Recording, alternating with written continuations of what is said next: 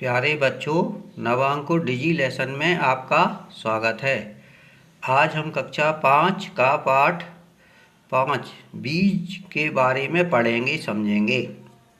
बच्चों, इस पाठ में कुछ बीजों के बारे में बताया गया है। बीज कौन कौन से तरीकों से फैलते हैं, ऐसे पौधों के बारे में भी पढ़ेंगे जो जीव जंतुओं को खाते हैं। बीज बीज बीज पाठ 5।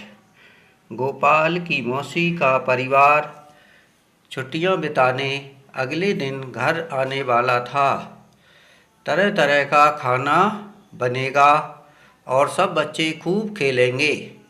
यह सोचकर गोपाल बहुत खुश था। इतने में माँ ने आवाज़ लगाई, गोपाल, रात में 2 कटोरी चने याद से भिगो देना। माँ को बुआ के घर जाना था और वे सुबह लौटने वाली थीं। गोपाल ने रात में चने भिगोते हुए सोचा। माँ ने बस 2 कटोरी चने कहा, वह भी 8 लोगों के लिए। ये तो बहुत कम पड़ जाएंगे। इसलिए उसने 4 कटोरी चने भिगो दिए। सुबह माँ वापस आई तो गोपाल को बुलाया और कहा, इतने सारे चने क्यों भिगो दिए? देखो, ये तो बर्तन से बाहर आ गए। गोपाल सोच में पड़ गया। यह कैसे हुआ?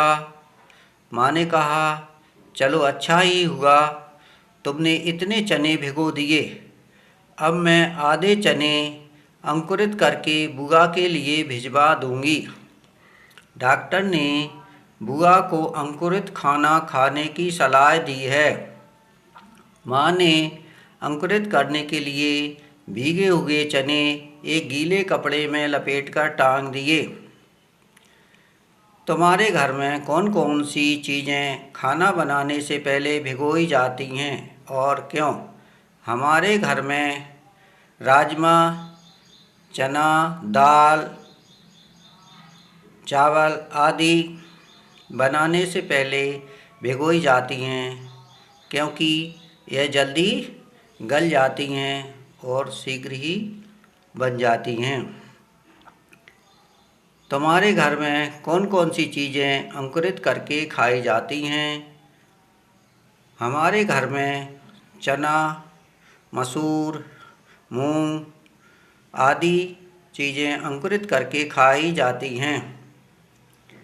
इन्हें अंकुरित कैसे किया जाता है? इन्हें अंकुरित करने के लिए हम गीले कपड़े में लपेट कर रखते हैं। क्या तुम्हें तुम्हारे आसपास किसी को डॉक्टर ने अंकुरित खाना खाने की सलाह दी है? क्यों? हाँ, हमें डॉक्टर ने अंकुरित खाना खाने की सलाह दी है, क्योंकि अंकुरित भोजन में सारे विटामिन मौजूद रहते हैं। इनसे विटामिन अंकुरित करने से विटामिनों की मात्रा बढ़ जाती है, पोषक तत्वों की वृद्धि हो जाती है। इस कारण अंकुरित खाना खाने की सलाह दी है। साबुत मसूर को दलने से मैं दाल बनी, लेकिन मुझे तुम अंकुरित नहीं कर सकते, क्योंकि साबुत मसूर की दाल बन जाती है तो वह अंकुरित नहीं होती है। अपने अंकुरित बीज को ध्यान से देखो, उसको चित्र बनाओ। अंकुरित बीज का तुम्हें चित्र बनाना है। किसका पौधा कितना बड़ा है? एक गमला चौड़े मुँह वाला डिब्बा लेते हैं, इसके नीचे छोटा सा छेद करके मिट्टी भर देते हैं। किसी एक किस्म के 4-5 बीज मिट्टी में दबा देते हैं। बच्चे अलग अलग किस्म के बीज बोते हैं, सरसों, तिल, धनिया, मेथी दाना आदि। फिर हम उस पर बीज का नाम लिख देते हैं, किस तारीख को किस दिन बोया गया। जिस दिन तुम्हें छोटा सा पौधा निकलता देखे, उस दिन अपनी तालिका में भर सकते हो। पौधे को धागे से नाप कर फिर स्केल से नाप लेते हैं। इस प्रकार हमारे घर में तुलसी वगैरह के पौधे होते हैं, वो बढ़ते हैं शुरू से, उनको हम देखकर ऐसा प्रयोग कर सकते हैं। चित्र में देखो, ये बीज हवा की मदद से उड़ पाते हैं। आज हम बीजों का बिखरना समझेंगे। क्या तुमने भी कोई बीज उड़ते हुए देखा है? हाँ, हमने बीज उड़ते हुए देखा है। सेमर की जो रुई होती है उसमें बीज हो पाया जाता है, वो उड़ता है। तुम्हारे यहाँ उसे क्या कहते हैं? हमारे यहाँ उसे सेमर की रुई कहते हैं। अनुमान लगा, तुम्हारे बीजों के समूह में कितने बीज हवा से बिखरते होंगे? हमारे यहाँ बहुत से बीज हवा से बिखरते हैं। बीज हवा में उड़ नहीं पाता, वह जानवरों की खाल और हमारे कपड़ों में अटक कर आ जाता है। इन सब को देखकर कुछ नया आइडिया आया। स्विट्जरलैंड में वेलक्रो का आइडिया कैसे आया? यह घटना 1948 की है। एक दिन जॉर्ज मेस्ट्रल अपने कुत्ते के साथ सैर से लौटे। उन्होंने पाया कि उन दोनों पर बीज चिपके हैं। इन बीजों को अपने कपड़ों पर चिपका देखकर वे हैरान रह गए। झट माइक्रोस्कोप निकाला, बीजों को बारीकी से देखने लगे। बीजों में छोटे छोटे हुक थे। इनकी मदद से बीज कपड़े के रेशों पर अटक गए थे।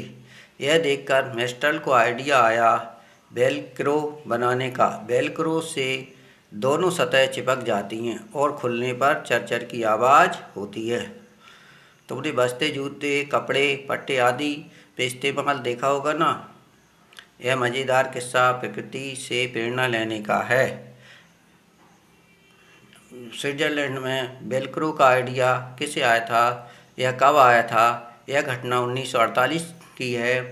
यह जॉर्ज मेस्ट्रल को आया था।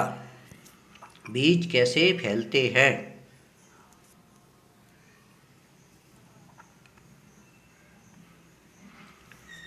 चित्रों को देखकर अंदाज़ा लगाओ कि बीज किस किस तरह से बिखरते हैं।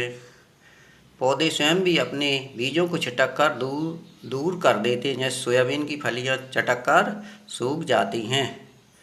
अगर बीज बिखरते नहीं, एक ही जगह पर पड़े रहते तो क्या होता?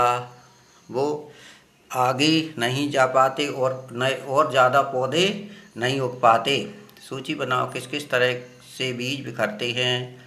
बीज पक्षियों द्वारा बिखरते हैं, कुछ जीव जंतुओं द्वारा बिखरते हैं। इस प्रकार मनुष्यों द्वारा भी बीज बिखरते हैं, हवा द्वारा भी बीज बिखरते हैं।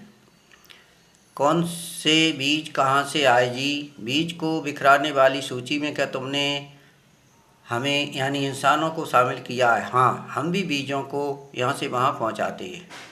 मनुष्य भी बीज को यहाँ से वहाँ पहुँचाता है।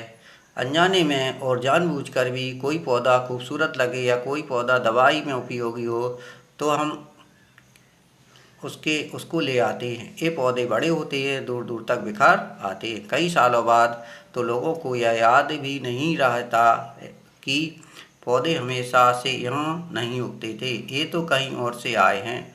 पता है मिर्ची हमारे यहाँ कहाँ से आई है? इसे पुर्तगाल देश के व्यापारी दक्षिण अमेरिका से भारत लाए थे।